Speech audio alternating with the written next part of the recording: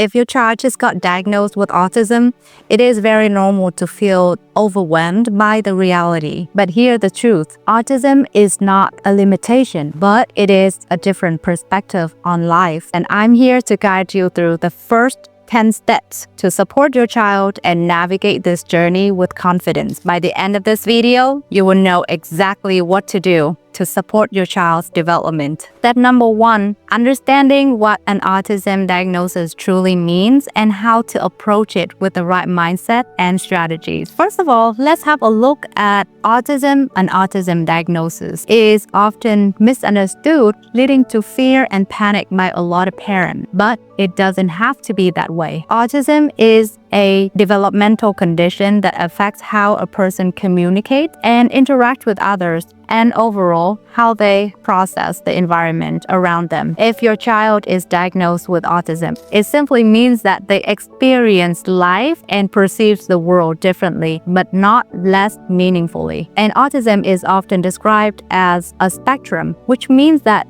no two individuals are alike. Some children might be more reserved socially, while others are more outgoing. Some may speak fluently, while others may have to rely on gestures, sign language, picture exchange system, or a communication device in order to talk to others. Every child is unique, and that is something to celebrate. When beginning this journey, focus on understanding your child's behaviors and their personality type. What challenges do they have? What tend to spark their curiosity or bring them joy? Pay attention to the patterns of their behaviors, the triggers, and their preferences. All of this information and insight will be the guide to help them navigate the world. Step number 2, building your support team. In step number 2, it is all about leveraging your deep understanding of your child's behaviors and challenges to connect with the right specialist, starting with a developmental pediatrician. And it is so important to find a pediatrician that is experienced in autism, because then they will understand the challenges that your child might face and recommend the appropriate therapies. The next step is to connect with a behavior analyst, especially if your child is struggling with behavioral issues such as excessive stimming or aggression or self-injury behaviors. Applied behavior analysis,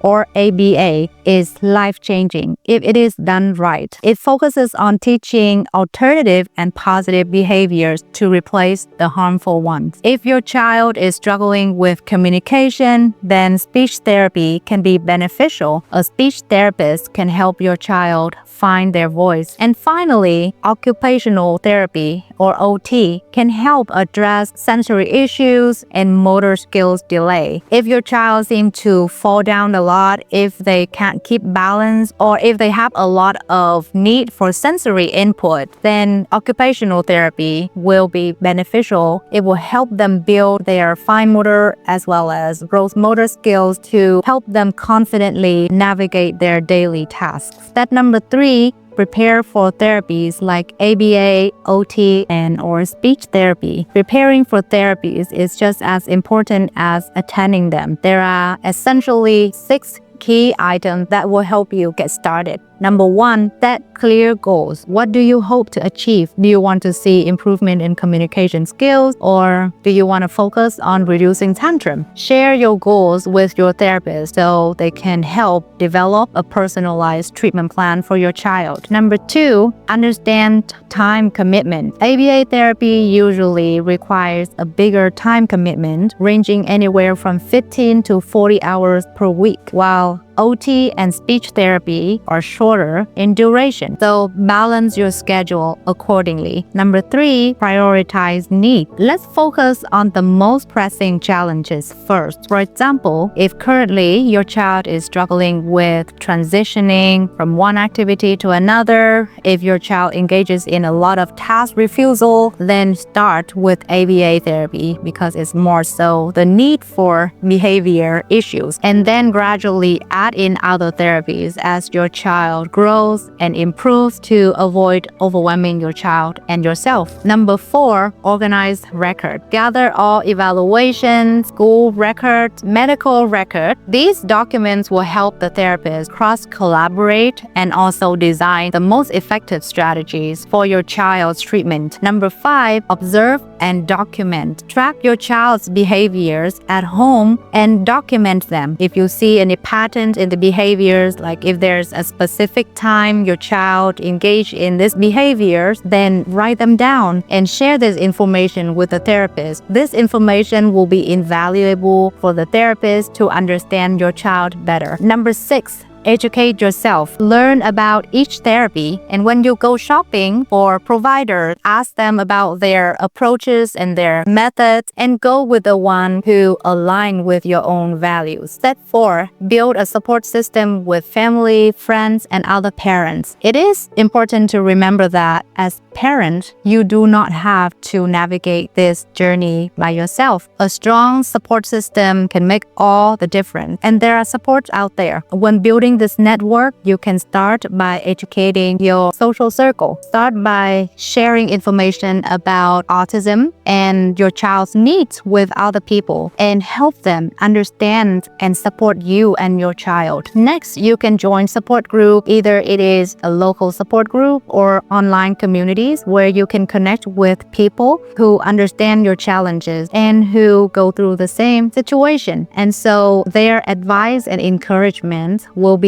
invaluable to you. You can consider involving trusted people in your child's treatment. Sometimes inviting family and friends to participate in your child's therapy sessions can be very beneficial because it helps them generalize the skills they learn from therapy with other people across several caregivers, across several settings, and it reinforces the skills that they learn. Build a professional network by surrounding yourself with therapists and teachers who work directly with your child and who understand your goals. And do not hesitate to ask them questions or seek guidance. Number 5, choosing the best therapies to support your child's development. Choosing the right therapies starts with understanding your child's unique needs. So there are a few key things here to remember. First of all, you need to understand what your child currently needs the most. OT will support sensory issues and motor skills delays. Speech therapy supports communication skills, and ABA therapy will help with behavioral issues like aggression, self-injury behaviors, task refusals, etc. If your child is very young and is starting out, ABA therapy is often the best foundation to build on. Next, research providers. Look for therapists that are experienced with autism and have a good track record of working with children like yours, and attend initial sessions. Be present during the first few sessions with a new therapist to see how your child connects and responds to the new therapist, and see if there's anything you can do to support that connection. A comfortable and positive relationship is key for success. Choose the therapist whose approach and methods align with your family's values and goals, and trust your instinct because it's usually true. Therapy is all about building a team that understands your goal and supports your child's growth, and every step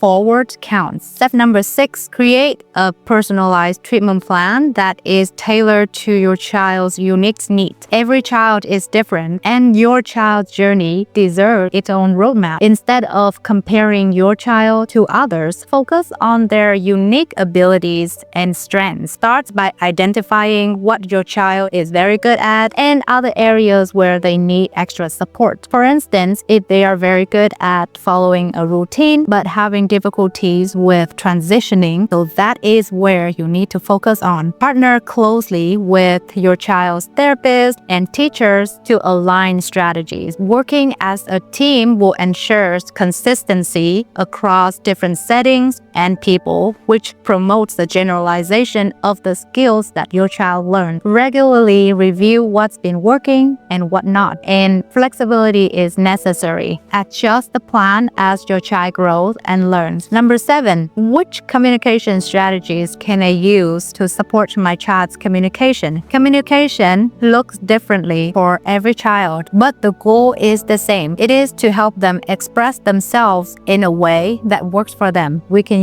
use visual support. Tools like a picture exchange system or a visual schedule will help make communication easier. We can also keep our language simple. Break down instructions into smaller steps to avoid it being overwhelming for your child. You can also teach gestures. Pointing or signing will help bridge the gap of communication while they learn other more effective methods to communicate. You can also teach them to use an AAC device. And AAC stands for Augmentative and Alternative Communications. And this device is similar to a tablet, but the only difference is that it's used for communication. It helps them express their wants and needs faster. Now, if your child has good fine motor skills, they can also learn sign language. And remember that every child has their own voice. It's just about finding the right way to help them use it. Step number 8, advocate for your child's educational needs. Advocating for your child's education is one of the most powerful things you can do. Start by learning about your rights under laws like IDEA laws, which give you access to accommodations in schools such as IEP and 504 accommodation. And keep this in mind, document everything. You need to document every meetings with school staff, school evaluations, and communications with the school. All of those records will have to go in one place. Collaborate with teachers who work directly with your child. Work with them closely to create a meaningful plan that is tailored to your child's needs. Bring support to meetings. You can bring autism advocate, an IEP advocate, or specialist so that your child's needs are met. Remember that you are your child's strongest advocate. Don't be afraid to use your voice to stand up for your child. Step number 9, address sensory needs and create a calming environment. Every child on the spectrum has their unique needs. Observe what tends to overstimulate them and what can calm them down. And use this information